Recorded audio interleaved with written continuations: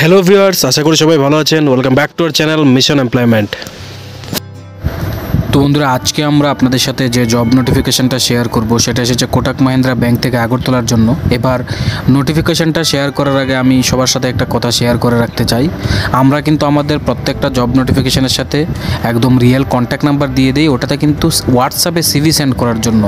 এবার এমন হয়তো কেউ কল করেছেন আমার কাছে, লাস্ট একজন বলেছে যে বন্ধন ব্যাংকের যে ভ্যাকেন্সির ভিডিও আমরা শেয়ার করেছিলাম ওই নাম্বারে রাতে 12:30টার সময় নাকি কেউ কন্ট্যাক্ট করেছে, কল করেছে। তো এগুলি মানে কোনোভাবেই অ্যাকসেপ্টেবল নয় যে কোনো লোকের জন্য।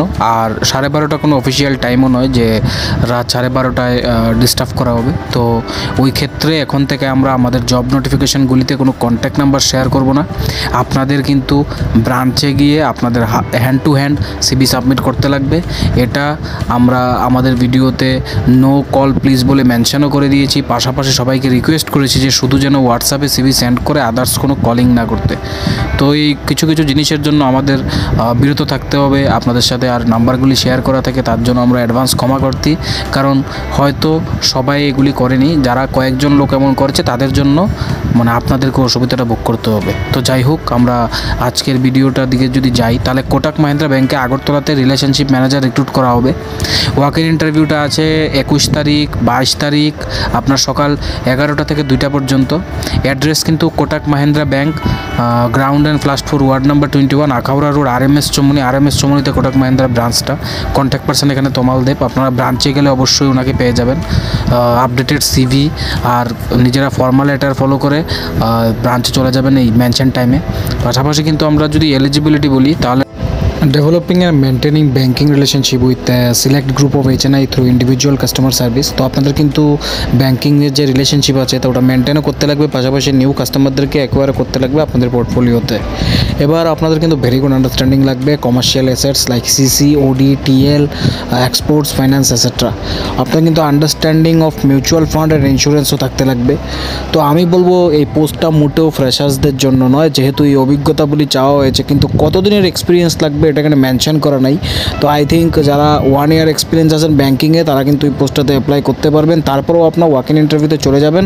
আপনাদের যদি সিলেকশন হয় আপনাদের সিভি দেখে অবশ্যই ওখানে আপনাদেরকে বলে দেওয়া হবে যে আপনি সুটেবল কি না।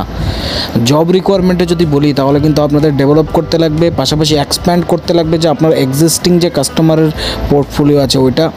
পাশাপাশি আপনাদের high level of customer service ensure করতে লাগবে, প্রত্যেকটা কাস্টমারকে যাতে আপনারা সার্ভিস প্রোভাইড করতে পারেন ওই জিনিসটা কিন্তু লক্ষ্য রাখতে লাগবে।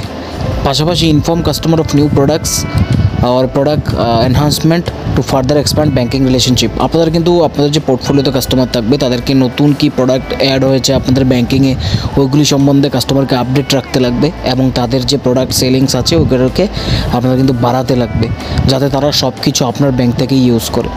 নতুন যদি কোনো কিছু আসে তাহলে তাদেরকে ইনফর্ম করতে লাগবে।